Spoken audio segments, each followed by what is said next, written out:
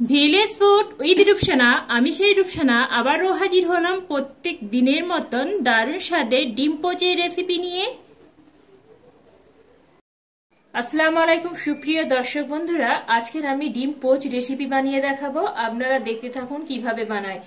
আপনারা তো অনেক রকম ডিমের রেসিপি খেয়েছেন, আজকের আমি যেটা বানাবো একদম সহজ উপায়ে আর একদম বাড়িতে থাকা অল্প উপকরণ দিয়ে।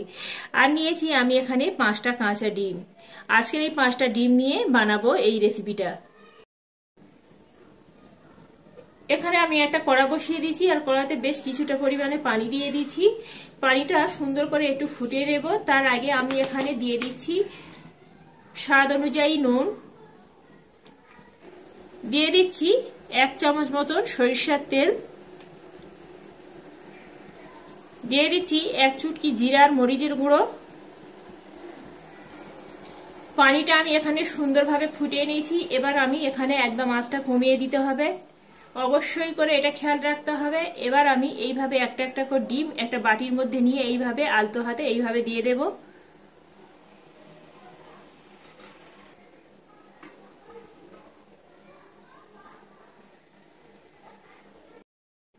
এখানে আমি প্রথমে 3টে নিয়ে নিয়েছি ডিমটা পোচ করে, কারণ এখানে আমার জায়গাটা একদম অল্প হয়ে যাচ্ছে। এবার আমি এইভাবে একটা ঝাঁঝরি হাতা দিয়ে এইভাবে ডিম পোচটা তুলে নেব। একদম খুবই সহজে তৈরি করে নেওয়া যায়। এবার আমি এর মধ্যে উঠিয়ে নিচ্ছি, এইভাবে করে প্লেটের মধ্যে উঠিয়ে নিচ্ছি। বাকি যে 2টো ডিম আছে একই রকম করে এইভাবে করে তৈরি করে নেব।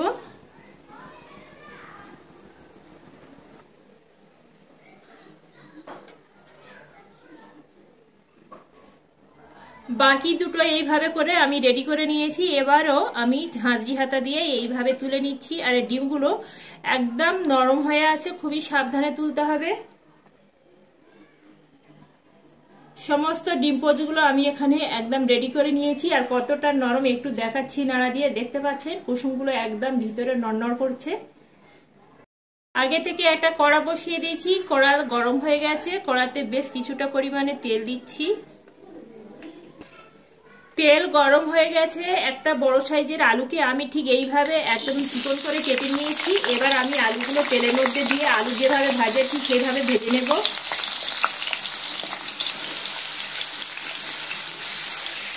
এবার আমি এর মধ্যে দিয়ে দিচ্ছি নুন, অল্প একটু হলুদের গুঁড়ো। নুন আর হলুদ দিয়ে আলুটা ভেজে নেব নেড়ে ছেড়ে। একদম যেভাবে আলু ভাজে ঠিক সেইভাবে করে ভেজে নিতে হবে। আলুগুলো আমি নেড়ে চেড়ে সময় নিয়ে একটু ভেজে নিয়েছি। এখানে আলুগুলো আমার একদম ভাজা হয়ে গেছে। কি এই আলু ভাজা দিয়ে কিন্তু ভাতও খাওয়া যাবে। এইভাবে করে ভেজে নিতে হবে। আলুগুলো আমার ভাজা হয়ে গেছে। এবার আমি আলু ভাজাগুলো তুলে নিচ্ছি। বাকি তেলের মধ্যে আমি এখানে একটা বড় সাইজে পেঁয়াজকে এইভাবে ঝিরিঝিরি করে কুচে রেখেছি। পেঁয়াজটা আমি তেলের মধ্যে দিয়ে দিচ্ছি। পেঁয়াজটা আমি এখানে লাল লাল করে ভেজে নিয়েছি। এবার আমি পেঁয়াজের মধ্যে একটা বড় সাইজের টমেটোকে এইভাবে কুচিয়ে রেখেছিলাম, টমেটোগুলো দিয়ে দিলাম। টমেটোটা দিয়ে এইভাবে একটু নেড়ে ফেলে নিচ্ছি। এবার আমি এর সঙ্গে যোগ করে দেব স্বাদ অনুযায়ী নুন।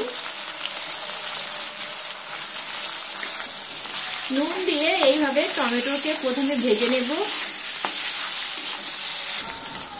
নুন দিয়ে টমেটোটা ভেজে নিয়েছি। এবার আমি একে একে গুঁড়ো মশলাগুলো এখানে যোগ করব। এখানে দিয়ে দিচ্ছি 1/2 চা চামচ হলুদের গুঁড়ো, 1/2 চা চামচের কম লঙ্কা গুঁড়ো। আপনারা যে যেমন লঙ্কা খেতে পছন্দ করেন ঠিক সেইভাবে দিয়ে দেবেন। দিয়ে দিচ্ছি 1 চা চামচ জিরা আর মরিচের গুঁড়ো, দিয়ে দিচ্ছি 1 চা চামচ আদা রসুন বাটা। সুন্দর রঙের জন্য দিয়ে দিচ্ছি 1/2 চা চামচ লাল কাশ্মীরি লঙ্কার গুঁড়ো। সমস্ত কিছু উপকরণগুলো দেওয়া হয়ে গেছে। এবার আমি আরও এইভাবে মিনিট 3 সময় নিয়ে ভালো করে টমেটোর সঙ্গে কষিয়ে নেব, যতক্ষণ না কাঁচা আদা রসুনের গন্ধটা চলে যাচ্ছে। সমস্ত মশলা দিয়ে সুন্দর করে কষিয়ে নিয়েছি। এবার আমি এখানে যোগ করছি 1 বাটি পানি। পানিটা দিয়ে আবারও আমি এইভাবে নেড়ে ছেড়ে আরও 5 মিনিট ধরে এটা কুক করে নেব।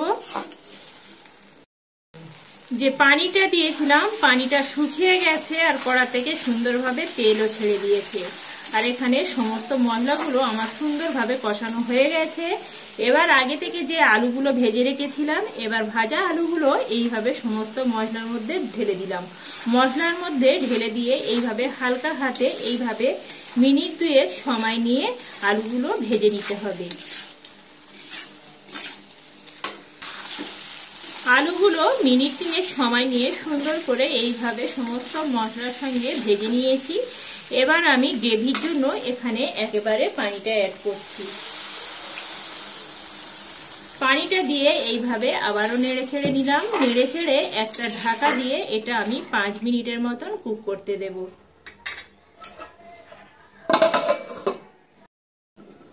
আবারও আমি এখানে ঢাকাটা তুলে নিচ্ছি। আর দেখতে পাচ্ছেন বন্ধুরা কত সুন্দরভাবে উপর থেকে তেলও ছেড়ে দিয়েছে। এবার আমি আগে থেকে যে ডিম পোচগুলো করে রেখেছিলাম, এবার আমি একে একে ডিম পোচগুলো দিয়ে দেব।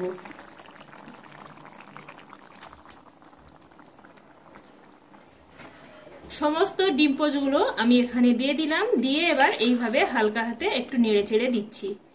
আর এইভাবে একটু গ্রেভিগুলো নিয়ে উপর থেকে এইভাবে ডিমের উপরেগুলো এইভাবে দিয়ে দিচ্ছি। এবার আমি দিয়ে দেব কিছুটা ধনিয়া পাতা কুচি। আগে থেকে ভালো করে ধুয়ে পরিষ্কার করে রেখেছিলাম। ধনিয়া পাতাগুলো আমি এইভাবে উপর থেকে ছড়িয়ে দিচ্ছি।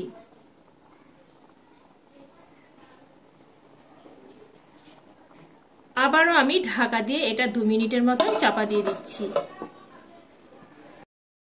2 মিনিট পরে ঢাকাটা তুলে দেখাচ্ছি। দেখতে পাচ্ছেন বন্ধুরা কতটাই লোভনীয় হয়েছে এই ডিম পোচের রেসিপিটা। এই ডিম পোচ রেসিপিটা খেলে খুবই তাড়াতাড়ি কিন্তু হজম হয়ে যায় আর খেতে বন্ধুরা একদম অসাধারণ হয়ে যায়। এবার আমি এখানে দিয়ে দিচ্ছি 1 চুটকি জিরা আর মরিচের গুঁড়া। হাত দিয়ে আমি এইভাবে ছড়িয়ে দিচ্ছি, এতে করে টেস্টটা আরো সুন্দর আসে। দেখতে পাচ্ছেন বন্ধুরা এখানে ডিম পোচের রেসিপিটা একদম রেডি হয়ে গেছে। আর দেখতে কতটাই লোভনীয় হয়েছে। দেখতে যেমন লোভনীয় হয়েছে, খেতে অত্যন্ত সুস্বাদু হয়। বন্ধুরা আজকের এই ডিম পোচের রেসিপিটি যদি ভালো লেগে থাকে বন্ধুরা একটা লাইক করে দেবেন। লাইক করে দিয়ে আমার সাথে থাকবেন এইভাবে নিত্য নতুন রেসিপি পেতে।